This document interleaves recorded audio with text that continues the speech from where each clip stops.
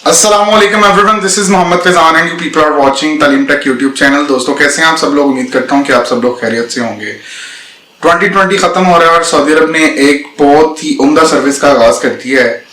इस सर्विस के होते हुए आप लोग अब विजिट वीजा के ऊपर अपने फैमिली मेंबर्स को बुला सकते हैं। इस फैमिली मेंबर्स की लिस्ट में कुछ लोगों का इजाफा किया गया है जिनको मैं आपको बता दूं कि मदर, वाइफ, चिल्ड्रंस को तो आप पहले भी बुला सकते थे, इवन फादर को भी, लेकिन अब जो है इसमें father in law, brother in law और आपके ब्रदर सिस्टर्स और उनके बच्चे और आपके ग्रैंड पेरेंट्स को भी आप बुला सकते हैं। प्रोसीजर को समझने के लिए मैंने एक ब्रीफ इंट्रो इसमें बताया है, तो आइए मैं आपको बताता हूँ कि इस प्रोसीजर को कैसे शुरू करना है और आप कैसे अपने फैमिली मेंबर्स को बुला सकते हैं।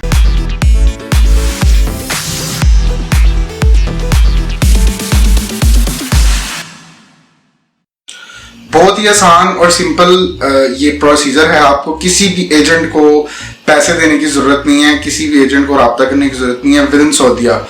सबसे पहले दो चीजों का आपने ख्याल करना है। नंबर 1 कि आपका इकामा वैलिड हो और आपका पासपोर्ट आपके पास हो।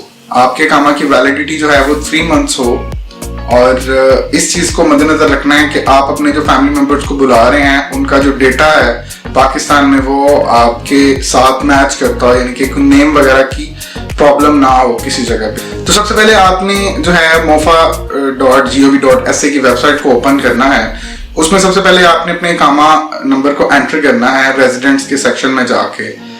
वहां पे आपको मजीद जो है वो ऑटोमेटिकली जो आपके इकामा के नंबर से आपकी डिटेल्स को फेच कर लिया जाएगा। वहां पे जाके आपने अपने फैमिली विजिट वीजा की एप्लीकेशन को प्रोसीड करवाते हुए उन मेंबर्स के नाम और बाकी डिटेल्स जो रिक्वायर्ड होंगी उनको ऐड करना है। मैं यहाँ पे एक चीज का एडिशन करता चलूं कि जब आप ये तमाम चीजें कर रहे होंगे तो आपको शायद को थोड़ा सा परेशानी का सामना हो, क्योंकि वहां पे सिर्फ आप अपने जो एक्वायर्ड यानी कि फैमिली मेंबर्स हैं जिनको आप बुलाना चाह रहे हैं उनका नाम इंग्लिश में एंटर होगा और बाकी जो डिटेल्स हैं वो सब अरबिक में एंटर की जाएंगी। इस प्रोसीजर को मैं थोड़ा सा मजीद एक्सपैंड करते हुए आपको बताऊं कि आप अपने फैमिली मेंबर्स को सिंगल एंट्री वीजा और मल्टीपल एंट्री वीजा के जरिए बुला सकते हैं। जिन लोगों ने मेरी पहली वीडियोस देखी हैं आपको उसमें पता चल गया होगा कि सिंगल एंट्री वीजा और मल्टीपल एंट्री वीजा क्या है। जो सिंगल एंट्री वीजा है इसकी मुद्दत जो है वो 30 डेज है और इसमें आप इसको 5 टाइम्स एक्सटेंड कर सकते हैं अप्रॉक्सीमेट 180 डेज की ड्यूरेशन में। और जो मल्टीपल एंट्री वीजा है इसकी जो लॉजिकल डिटेल्स हैं वो ये हैं कि ये 90 डेज का वीजा होता है, यानी कि 90 डेज स्टे करने के बाद आपकी फैमिली एग्जिट पे जा सकती है और आप इसको दोबारा एक्सटेंड कर सकते हैं just only for the 1 time. और अगर आप एक से ज्यादा फैमिली मेंबर्स को बुलाना चाह रहे हैं तो वहां पे एडिशन के टैब पे क्लिक करके आप उनकी बाकी डिटेल्स भी मेंशन कर सकते हैं।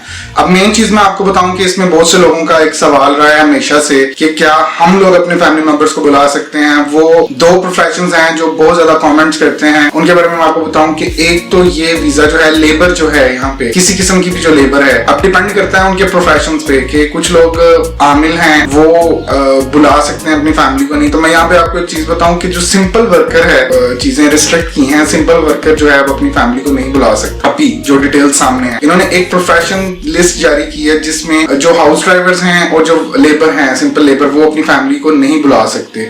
जो बाकी प्रोफेशंस हैं उनकी मैं लिस्ट जो है वो स्क्रीन के ऊपर शो कर रहा हूँ, वहां से आप उसको देख सकते हैं। मजीद इसको मैं बताता चलूं कि ये सारा प्रोसीजर होने के बाद आपका जो वीजा होगा जो आपने डिटेल्स एंटर की होंगी उसका एक प्रिंट निकाल के अपनी कंपनी को भेज दें ताकि वो उसको स्टैंप कर दे। फर्दरमोर इसको जाके आप चैम्बर से स्टैंप करवाएं जहाँ पे आपकी कंपनी रजिस्टर्ड है। उसके बाद आपने ये इसका प्रिंट जो है इसको भेज देना है पाकिस्तान, और पाकिस्तान में जो आपके फैमिली मेंबर्स हैं वो आपकी मदर हैं, फादर हैं या आपके बहन भाई हैं वो इसको सऊदी एम्बेसी में जमा करवा सकते हैं with in the visa validity. इस चीज का ख्याल रखना है कि वीजा वैलिडिटी के अंदर ही जमा करवाना है। इसको जमा करवाने के बाद एतमाद के ऑफिस में आपकी एक अपॉइंटमेंट सेट होगी जहाँ पे आपको जाके इंटरव्यू देना है एतमाद के किसी एजेंट को। उसके बाद वो आपसे वीजा की जो फीस है वो लेंगे, जो अप्रोक्सीमेट जो है वीजा फी 300 SAR है और इंश्योरेंस आई थिंक 100 SAR है और अप्रोक्सीमेट जो अदर चार्जेस हैं वो तकरीबन अराउंड अबाउट 350 से 400 है। ये around about approximate 800 Saudi riyal की अमाउंट बनती है।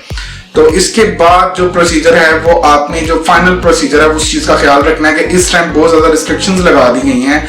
किसी बंदे की बात में नहीं आना, थोड़े पैसों के चक्कर में भी नहीं आना कि यार मैं चाहने की सिर्फ सिंगल एक साइड की टिकट ले लूं, नहीं, इस तरह का चीज बहुत ज्यादा नुकसानदेह हो सकती है आपके लिए। आपने इसमें करना ये है कि जो रिटर्न टिकट है वो डमी नहीं बनवा के लानी, वो बिल्कुल रिटर्न टिकट आपने लेके आनी है। बाद में टिकट्स एक्सटेंड हो जाती हैं क्योंकि इस टाइम जो है एयरपोर्ट्स के ऊपर ऐसी सिक्योरिटी पैरामीटर सेट किए गए हैं कि जो लोग सिंगल टिकट के साथ आ रहे हैं, यानी कि वन साइड टिकट के साथ अगर आपके फैमिली मेंबर्स आ गए हैं सऊदीया, देखें आपने एक ह्यूज अमाउंट इन्वेस्ट की होगी उनको बुलाने में, तो मैं नहीं समझता कि 500-600 रियाल को अगर आप ना ज्यादा यूज करें तो आपके लिए कोई प्रॉब्लम बन जाए, क्योंकि आप रिटर्न टिकट साथ लेके हैं और मेरे ख्याल से वो भी सस्ती मिल जाती है, इतनी ज्यादा महंगी नहीं होती है अगर आप रिटर्न टिकट लें तो।